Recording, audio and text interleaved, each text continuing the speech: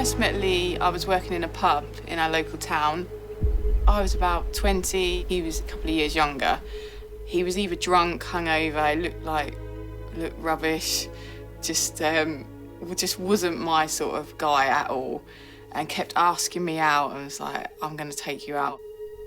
He'd send me flowers to my mum's house. Kept trying. There was another side to Lee. He was really loving and caring and romantic. I don't know, when he loved someone, he really loved someone.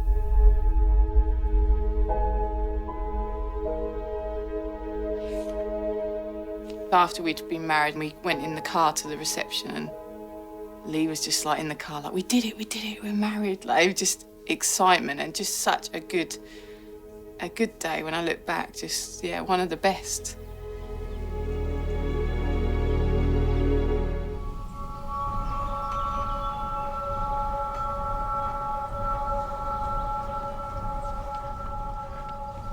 Scotty Little One. It says Scotty the Legend, in memory of Lee. Scotty the Legend, in memory of Lee. Our brave hero. Our brave hero. In our hearts you'll always stay. In our hearts you'll always stay. Loved and remembered every day. Loved and remembered every day. Good reading. My friend always said to me, I don't know how you can marry a soldier, like how you even date a soldier knowing where he goes and what he does. And I always remember, well, you can't help who you fall in love with.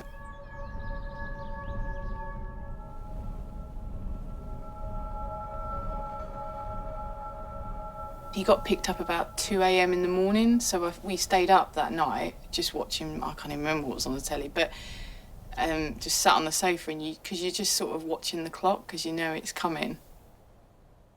We went downstairs and like a friend was there to pick him up and we said goodbye and you don't know how to be because I just hugged him and said I loved him and you know it will be all right, it won't go that slow, you know you just try and think of the positive stuff.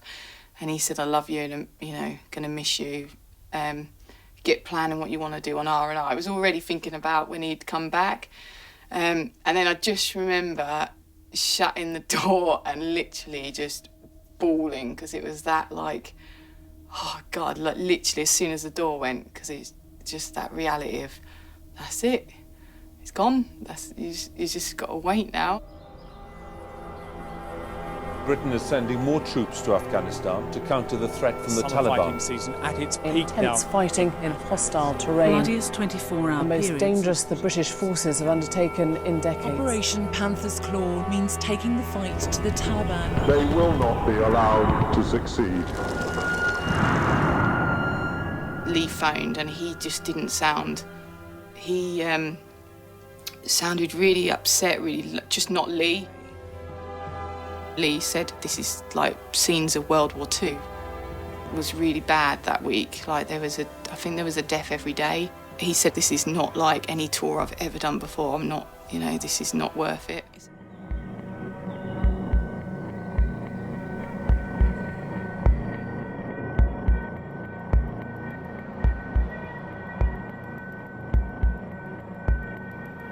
I was going back to my house to get my car because it was time to get Kai from school. I saw 2 cars drive past and I just always remember there was just one man in each car and they drove like up into my cul-de-sac. As I walked up the hill, I was just like, oh, something's happened. Are you Corporal Lee, Michael Scott's wife? What's happened? Like, has he been hurt? You need to tell me.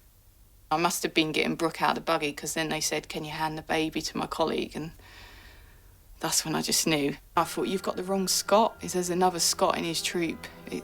And they were like, it's Corporal Lee Michael Scott. Sorry.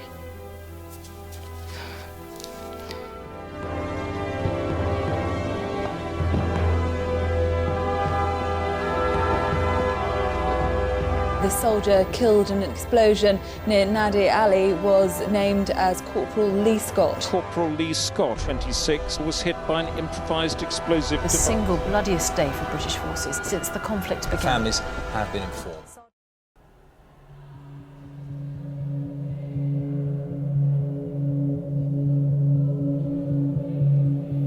Brooke was only 7 months old and Kai was 5. He come running into the lounge in his uniform and just was showing me a spider that he'd made, and sort of looked at him thinking, God, how am I meant to tell you?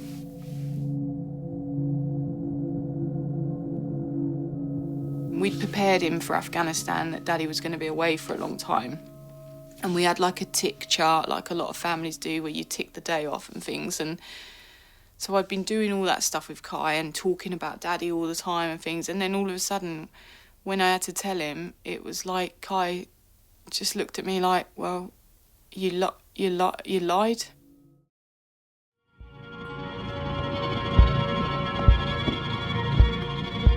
Bringing home the brutal reality of conflict. This is the homecoming that every one of them dreads. Their coffins draped in flags. The bodies of 8 British soldiers have been flown back to the UK. Families gathered at RAF Lynham to receive the bodies of 5 British soldiers lost in Afghanistan. As the plane flew over our heads, one of the dads from one of the other families said, "Welcome home, boys." It's like, God, that's a really good, that sticks in my memories, because that's their homecoming. It shouldn't have been like that, but yeah.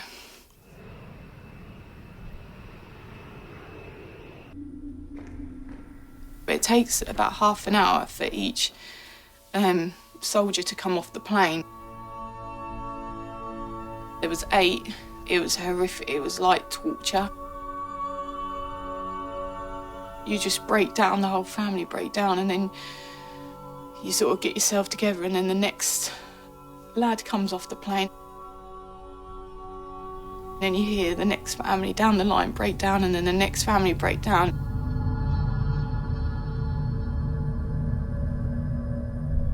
It was just sort of, it's just hard to hear, like the pain of other people.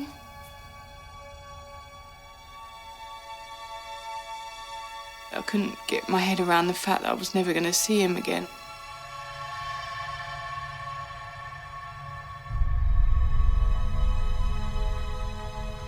Streets of the nearby town of Wootton Bassett are filled with thousands of people who want to pay their respects. Residents in their thousands will stand in silence in the high street. A growing ritual of respect for those who lost their lives in Afghanistan. It meant a lot, because it was like, God, I can't believe all these people have stopped their everyday lives to show respect. And I remember thinking, God, Lee would be loving it. Look at it. It'd be like, people have stopped the traffic, shut roads. People have shut their shops just for Lee.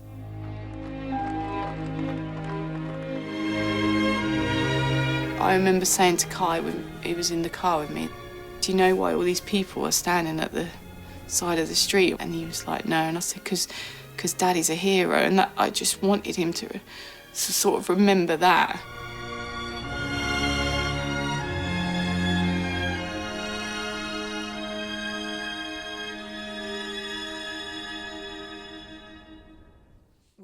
Why Lee? Why was it Lee? Why was he even out there? Why did he go in that first vehicle? Why did he not think about us when he got into that first vehicle? As the time went on, that's when it got harder, because everything went back to normal for everyone else.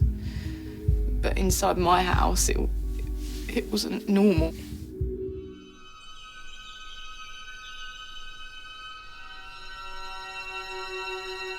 I think in the evening when the kids were in bed, that was the worst, because you have time to think. He just turned 26 and he was like proper full of life.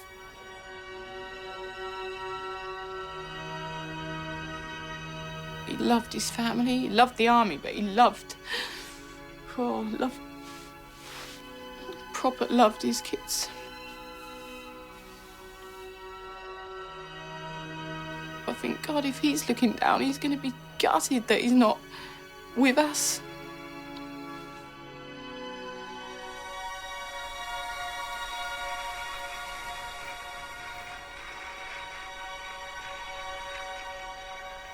When Lee was first killed, I knew that Kai was going to struggle. He's got learning difficulties. He was grieving and going through the different stages of, like me, anger, upset, nightmares. Had to pick him up from school because they couldn't get him off the grass because he was screaming for his dad. It was about 9 months after Lee had been killed. My cousins were going away to Turkey and she said, please come, Nick, it will do you good, you know, just get away. Now, looking back, it was the best thing I could have done because I relaxed and then the kids relaxed. But when Kai was in the swimming pool, he laughed, just really laughed.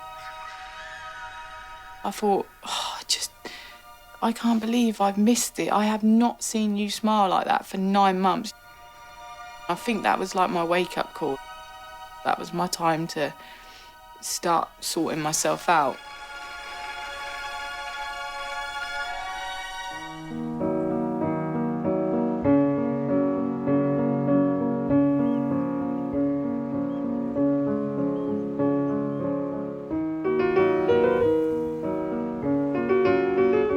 People can be really, really quick to judge.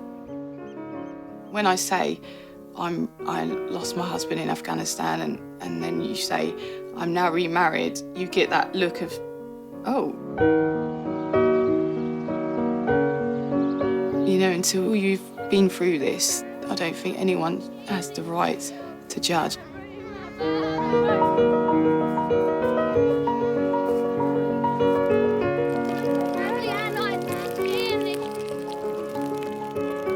I knew Joe. They call him Wolfie in the army. He was in Lee's troop. So he was out with Lee on that day when it happened.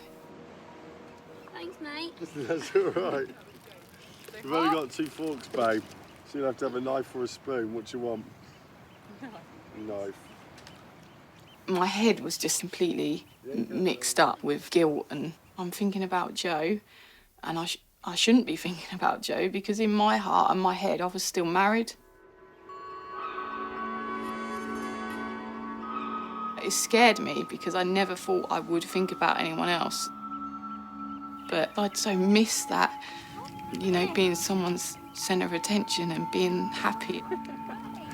It's peaceful though, isn't it? We don't discuss Afghanistan together. Not yet, anyway. He was there with Lee when they hit the IED and the explosion went off.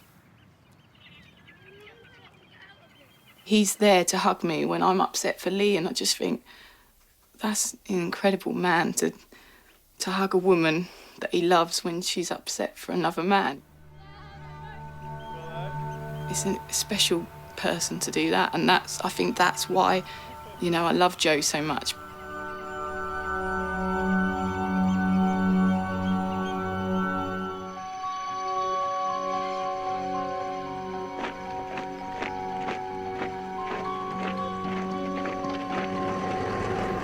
It's important for me to live my life and have fun and show the kids that you should carry on and you should live life and enjoy it.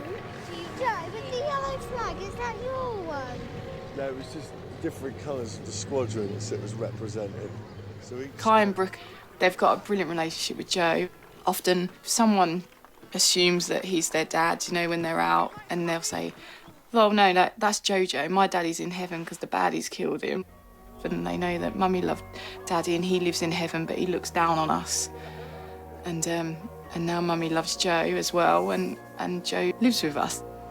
I want to know what my daddy did. he would have been sat in here, yeah? Yeah. Your daddy, looking out through these, looking out through his sights. Ah.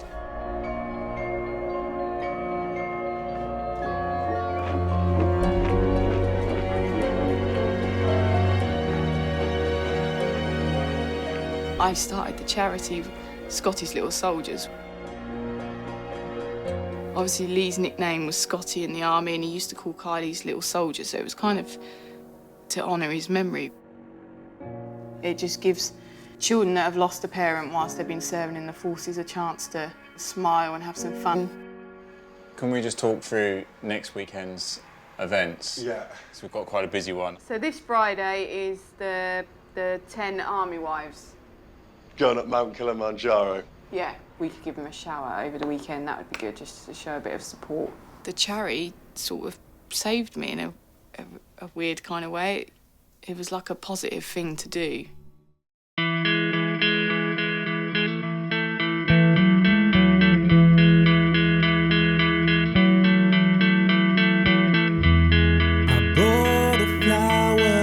Yesterday, for every hour, just to say I miss you.